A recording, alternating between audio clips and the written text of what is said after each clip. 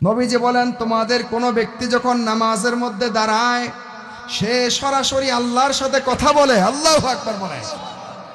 কোনো ব্যক্তি যখন নামাজে দাঁড়ায়, আল্লাহ তাআলার সামনে আর তার সামনে লা হিজাবা, কোনো পর্দা থাকে না। আল্লাহ তাআলার সঙ্গে সে কথা বলে। কেমনে কথা বলে? সহিহ মুসলিম শরীফের হাদিস, قال رسول الله صلى الله عليه وسلم يقول الله تبارك وتعالى قسمت الصلاة بيني وبين عبدي ولعبدي ما سأل। আল্লাহ তাআলা নিজে বলেছেন, আমার বান্দা যখন নামাজে আমার সামনে এসে দাঁড়িয়ে যখন সূরা ফাতিহা তেলাওয়াত করে, আমি আমার বান্দার মাঝে এই সূরা ফাতিহাকে দুই ভাগে ভাগ করে নেই। বলেন কয় ভাগে?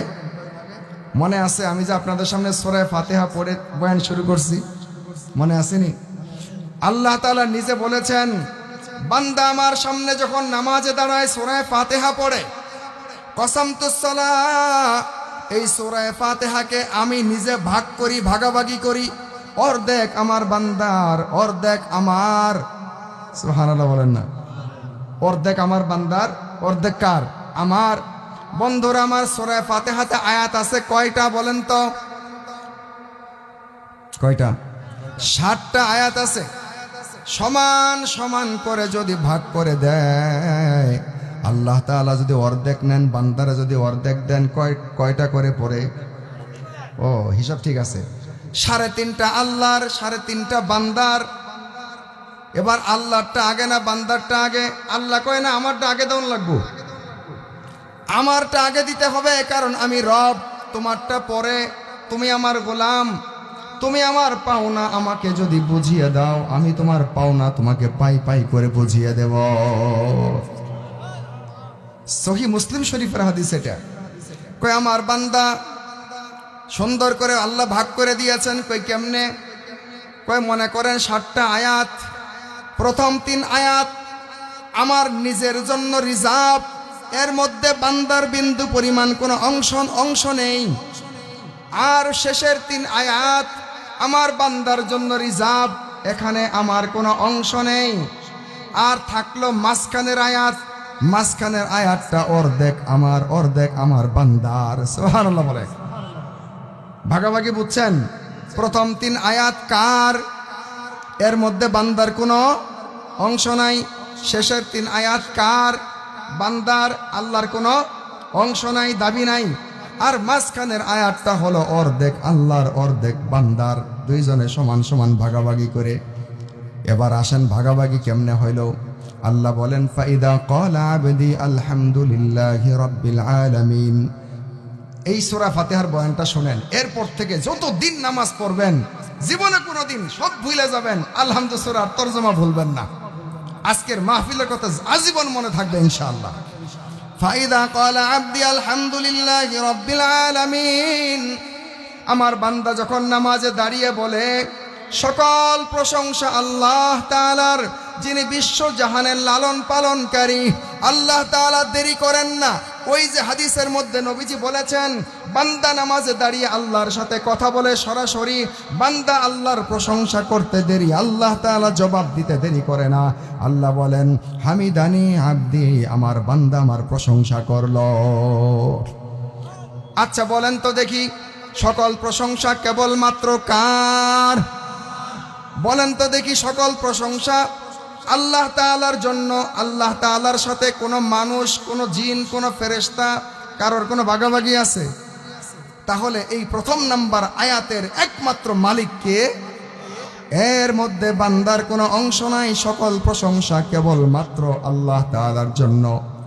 নাম্বার 2, আর রহমানির রহিম, যিনি পরম করুণাময়, অসীম দয়ালু। বলেন তো দেখি, পরম করুণাময় কে? অসীম দয়ালু কে? নাকি এর মধ্যে বারাক ওবামা আছে? দুনিয়ার কোনো মানুষ আছে? কোনো জিন, কোনো ফেরেশতা? তাহলে বোঝা গেল আলহামদুলিল্লাহ সূরার 2 নাম্বার আয়াতের মধ্যেও কারোর কোনো অংশীদার নাই, কেবলমাত্র পরম করুণাময়, অসীম দয়ালু কেবলমাত্র আল্লাহ। আল্লাহ তাআলার সাথে, আল্লাহ তাআলার দয়ার সাথে কারোর কোনো অংশীদার নাই। 2 নাম্বার আয়াত যখন বান্দা পড়ে, আল্লাহ সাথে সাথে বলেন আফনা আলাইয়া আবেদি, আহারে আমার বান্দা কত সুন্দর করে আমার গুণগান গাইল। সুবহানাল্লাহ বলেন, আফনা আলাইয়া আবদি, আমার বান্দা আমার গুণাবলী বয়ান করলো। নাম্বার 3, বান্দা যখন বলে মালিক ইয়াউমিদ্দিন, বিচার দিনের মালিক, বিচার দিনের মালিক আল্লাহ সাথে সাথে বলেন আহারে মাজ্জাদানি আবদি, আমার বান্দা আমার মহানত্ব বয়ান করলো, আমার বড়ত্ব বয়ান করলো। বলেন তো দেখি বিচার দিনের মালিক আল্লাহ ছাড়া আরো কেউ আছে? জোরে বলেন না আছে? যেহেতু বিচার দিনের মালিক আল্লাহ ছাড়া আরো কেউ নাই, অতএব কারণে এই সূরা ফাতিহার 3 নম্বর আয়াতটাও কেবলমাত্র কার? এই 3টা আয়াত কেবলমাত্র আল্লাহর জন্য রিজার্ভ, সেখানে কোনো মাখলুকের কোনো বান্দার কোনো অধিকার নাই। এবার আসেন 4 নম্বর আয়াত। 4 নম্বর আয়াতের তরজমাটা একটু পরে কই। শেষের 3টা কার জন্য রিজার্ভ বলছিলাম? বান্দার। এখানে আল্লাহর কোনো কি নাই? অংশ নাই। এটা বোঝার জন্য আগে 4 নম্বরটাই কোন লাগবে, মাঝখানেরটা। 4 নম্বর আয়াত হলো ইয়্যাকা না'বুদু ওয়া ইয়্যাকা নাস্তাঈন। খুব ভালো করে শুনবেন, ইয়্যাকা না'বুদু এই প্রথম অংশ কার? ওয়া ইয়্যাকা নাস্তাঈন দ্বিতীয় অংশ কার? ওই যে বলেছিলাম 4 নম্বর আয়াতকে আল্লাহ 2 ভাগ করেছেন, এক ভাগ আল্লাহ নিয়েছেন, আরেক ভাগ বান্দাকে দিয়েছেন। ইয়্যাকা না'বুদু আল্লাহর, আর ওয়া ইয়্যাকা নাস্তাঈন হলো বান্দার। মজার খেলাটা হবে এই জায়গাতে, আল্লাহ এবং বান্দার খেলা, আশিক এবং মাশুকের খেলা। কি মজাদার খেলা শুনেন। ইয়্যাকা না'বুদু, বান্দা যখন বলে মনোযোগের সাথে, ওগো আল্লাহ আমার মাথা থেকে পায়ের তলা পর্যন্ত কেবলমাত্র তোমার জন্য উৎসর্গিত। ইন্না সলাতি ওয়া নুসুকি ওয়া মাহইয়ায়া ওয়া মামাতি লিল্লাহি রাব্বিল আলামিন। আমার নামাজ, আমার আরাধনা, আমার কুরবানি, আমার জীবন, আমার মরণ কেবলমাত্র বিশ্বজাহানের লালন পালনকারী আল্লাহ তাআলার। ওগো আল্লাহ ইয়্যাকা না'বুদু, কেবলমাত্র আপনারই ইবাদত করি, আমরা কেবলমাত্র আপনারই ইবাদত করি। এইটুকুর অর্থ হলো ইয়্যাকা কেবলমাত্র আপনার জন্যই, না'বুদু ইবাদত করি। বলেন তো দেখি আমাদের জীবনের সারা জীবনের সকল ইবাদত পাওয়ার কেবলমাত্র মালিক কে? আরো কেউ আছে? অতএব কারণে এই আয়াতের প্রথম অংশ পাওয়ার মালিক একমাত্র কে? এর মধ্যে কারোর অংশ নাই। এবার আল্লাহ খুশি হয়ে যান, ওহ বান্দা। ইবাদত 2 প্রকার, এক প্রকার হলো জবান দিয়ে উচ্চারণের ইবাদত, আরেক প্রকার হলো জান দিয়ে অঙ্গ প্রত্যঙ্গ দিয়ে আমল করার ইবাদত। এই সূরা ফাতিহার প্রথম 3 আয়াত হলো জবানের ইবাদত। বলেন কিসের ইবাদত? প্রথম আয়াতের মধ্যে সকল প্রশংসা করলাম কার?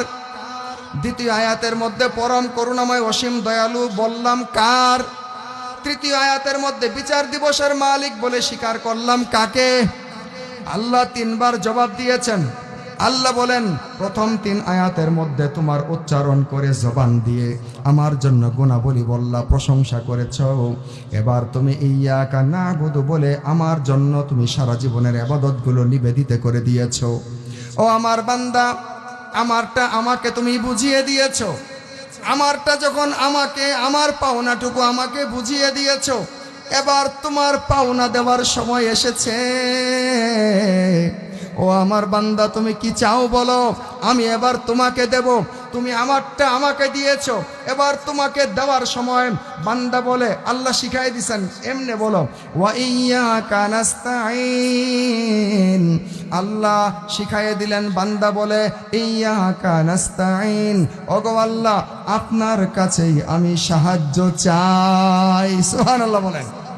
বলেন তো সাহায্য কি আল্লাহর দরকার না বান্দার দরকার? কি সাহায্য আল্লাহর দরকার? বান্দার দরকার। এই যে বান্দারটা শুরু হলো ওয়া ইয়্যাকা নাস্তাঈন। আল্লাহ ইবাদত যখন আপনার করি, সাহায্য আর কারো কাছে চাওয়ার অধিকার নাই। কামলা দিয়েছি একজনের, সন্ধ্যাবেলা বেতন যদি আরেকজনের কাছে চাই, মায়ের এড়াও মারিত পড়ব না। কথা কন না। কামলা দিলাম একজনের, বেতন চাইতেছি আরেকজনের কাছে, মায়ের কি মারিত পড়বো নি? আল্লাহ বান্দা বলে, আল্লাহ কামলা দিলাম আপনার, সেজদা করলাম আপনাকে, ঠান্ডা কনকনে শীতের মধ্যে পানি দিয়ে ওযু করছি আপনার জন্য ইবাদত করতে, লেপ কাঁথা কম্বল ছেড়ে ফজরের নামাজে থরথর করে কাঁপতে কাঁপতে মসজিদে এসেছি, কোনো মানুষের জন্য নয়, মূর্তির জন্য নয়, কেবলমাত্র আপনাকে রাজি করার জন্য। অতএব কারণে চাইতো সুন্দর বউ, চাইতো সুন্দর নারী, গাড়ি বাড়ি চাইতো, কথা কোন ঠিক কিনা? কারণ এরা তো দুনিয়ার পাগল, টেহা চিনে, খালি টাকা, খালি জমিন চিনে, খালি বউ চিনে, খালি বাড়ি চিনে, ওই যে দেখেন না। তো এই জন্য কয় না কি সাহায্য চাইতে হবে, ওইটাও আমি শিখাই দেই, তো করে স্বাধীনতা দেওয়া যাব না।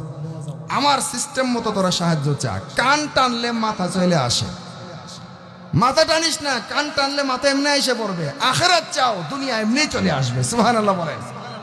আল্লাহ শিখাই দিলেন সবার আগে চাও ইহদিনাস সিরাতাল মুস্তাকিম, ওগো আল্লাহ সিরাতাল মুস্তাকিম, হেদায়েতের সহজ সরল পথে পরিচালিত করুন।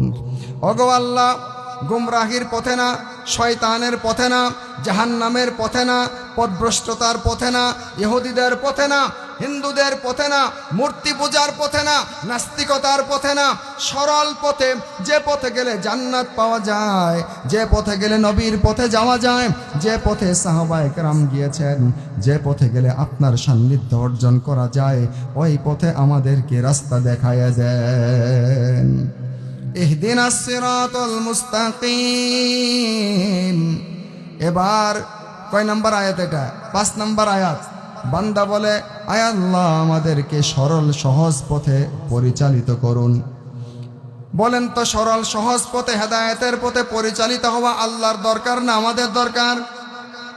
তাহলে এই আয়াতের মধ্যে আমাদের সঙ্গে আল্লাহর কোনো অংশ আছে না? এটা পুরাটাই আমাদের দরকার না, কিছু মনে হয় আল্লাহর দরকার নাকি? তাহলে বোঝা গেল এটা আমাদের জন্য রিজার্ভ, আল্লাহর জন্য এখানে কোনো অংশ নাই। নাম্বার 6, সিরাতাল্লাযীনা আন'আমতা আলাইহিম, ওগো আল্লাহ কাদের পথে চালাবেন? আমাদের পূর্ববর্তীতে আপনার ওই হেদায়েতের পথে চলে চলে যারা জান্নাত পর্যন্ত পৌঁছে গেছেন সফলতার উচ্চ শিখরে, তাদের পথে আমাদেরকে পরিচালিত করুন। তারা কারা? আল্লাযীনা আন'আমাল্লাহু আলাইহিম মিনান নাবিয়্যিনা ওয়াস-সিদ্দীকিনা ওয়াশ-শুহাদা'i ওয়াস-সালিহিন। তারা নবীদের পথে, সাহাবাদের পথে, সিদ্দীকিনদের পথে, শহীদদের পথে আমাদের পরিচালিত করুন। এরপরে 7 নাম্বার আয়াত দিয়ে আরো পরিষ্কার করে দিলেন, গায়রিল মাগদুবি আলাইহিম ওয়ালাদ-দাল্লিন। আয় আল্লাহ, যাদের উপরে আপনি অসন্তুষ্ট, আপনার অভিশাপ যাদের উপরে নাজিল হয়, অর্থাৎ ইহুদিদের পথে এবং খ্রিস্টানদের পথে আমাদেরকে চালাবেন না। তাদের মতো জীবনযাপন আমরা করতে চাই না, তাদের মতো নাফরমানি আমরা করতে চাই না।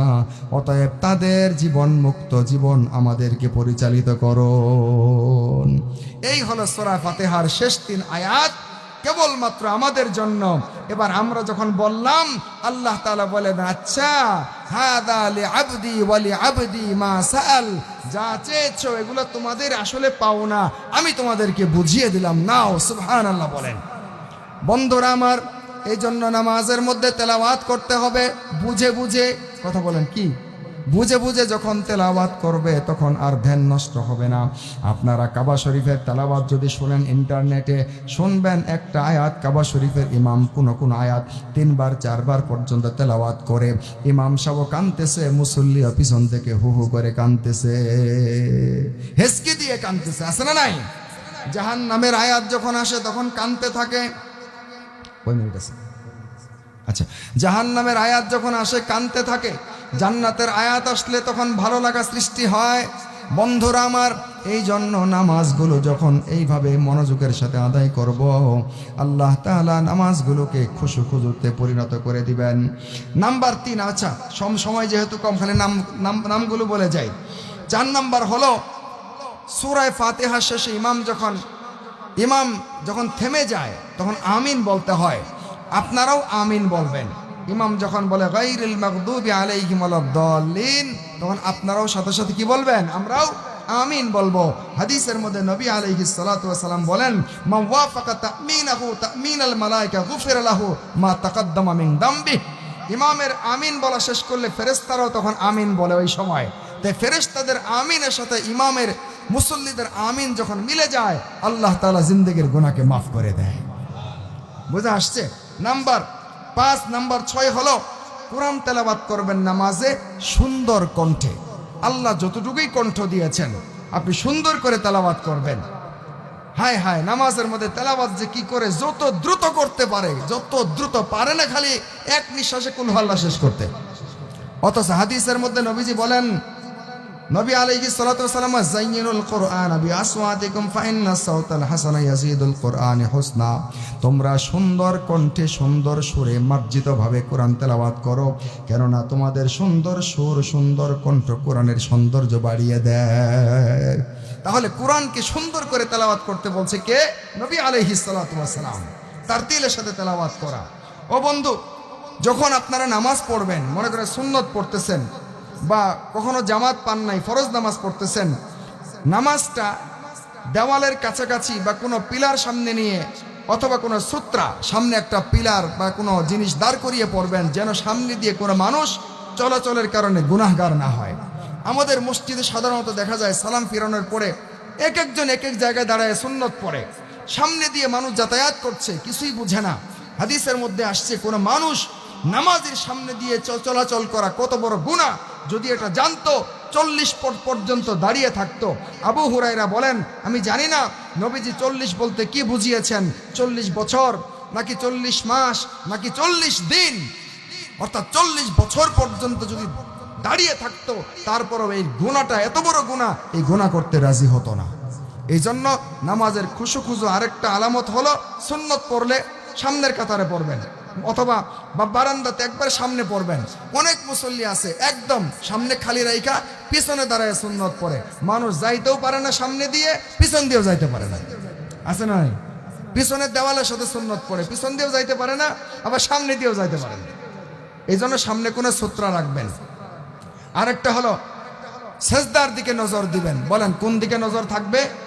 সেজদার দিকে। নবী আলাইহিস সালাম যখন নামাজ পড়তেন তখন নজর দিতেন সেজদার দিকে। আত্তাহিয়াতুর সময় আশহাদু আল্লাহ বলার সময় আঙ্গুল তুলবেন, এই যে আশহাদু আল্লাহ ইলাহা ইল্লাল্লাহ, আশহাদু আল্লাহ বলার সময় তুলবেন, লা আল্লাহ ইলাহা ইল্লাল্লাহ বলার সময় নামাবেন। আরেক হাদিসের মধ্যে আসছে তুলবেন যে নামাইতে হবে না, শেষ পর্যন্ত রাখবেন, এটাও হাদিসের মধ্যে আসছে। বাকি হানাফি মাযহাবে এই হাদিসকে প্রাধান্য দেওয়া হয়েছে যে আশহাদু আল্লাহ বলার সময় উঠাবেন আর এরকম ইল্লাল্লাহ বলার সময় নামাবেন। হুজুর কখন উঠাইতে হয় কখন নামাইতে হয়, উল্টা পাল্টা হয়ে গেলে আবার শিরিক কুফর হয় কিনা ডরে তুলি না।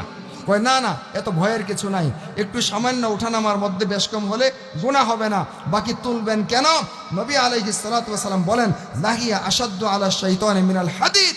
কোন মানুষ যখন আত্তাহিয়াতুর সময় আঙ্গুলটা তুলে শয়তানের উপরে গুর্জ মারার মতো, লোহা দিয়ে শয়তানকে পিটাইলে যেমন শয়তানের কষ্ট লাগে, নামাজি ব্যক্তি আত্তাহিয়াতুতে আঙ্গুল তুললে এর চেয়ে বেশি কষ্ট লাগে শয়তানের। তুলবেন তো ইনশাআল্লাহ? হ্যাঁ।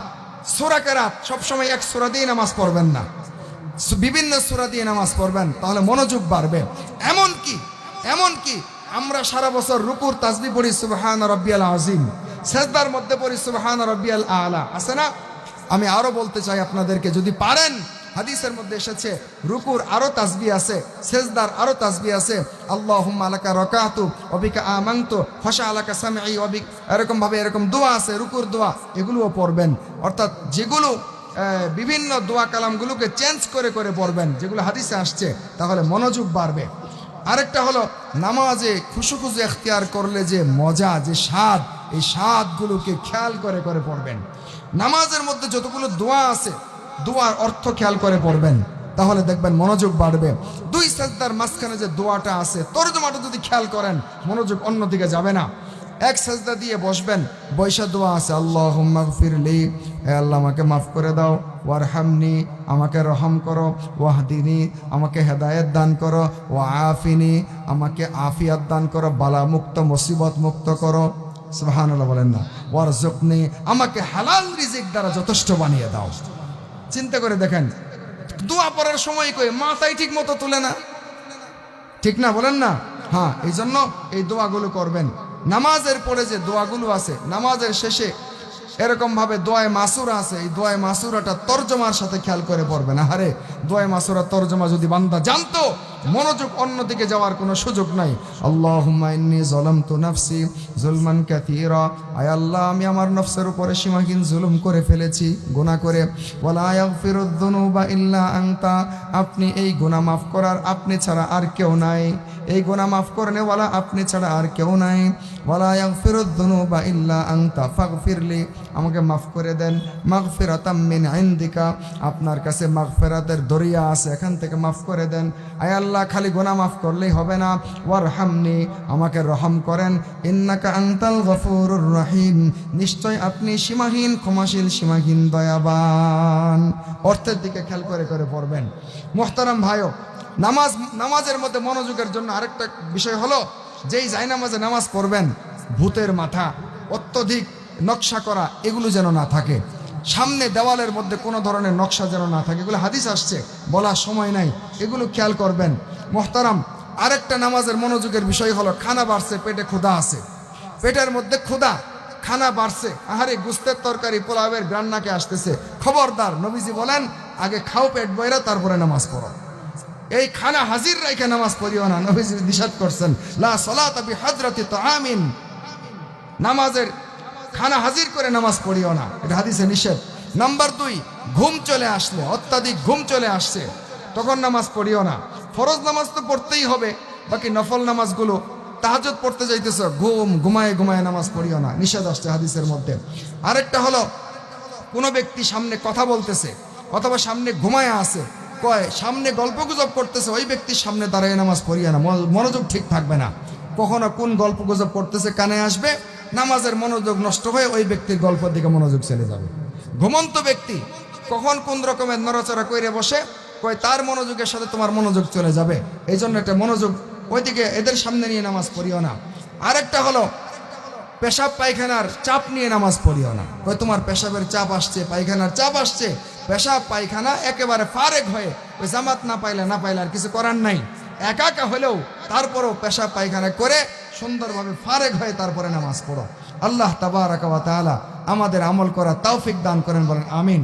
আর 10টার মতো বাকি আছে, যেইগুলি বললাম নামাজে খুশু অর্জন করার জন্য আল্লাহ তাআলা বলনেওয়ালা শুননেওয়ালা সকলকে আমল করার তৌফিক দান করেন, বলেন আমিন। ওয়া আখিরু দাওয়ানা আনিল হামদুলিল্লাহি রাব্বিল আলামিন। আসসালামু আলাইকুম ওয়া রাহমাতুল্লাহি ওয়া বারাকাতুহু।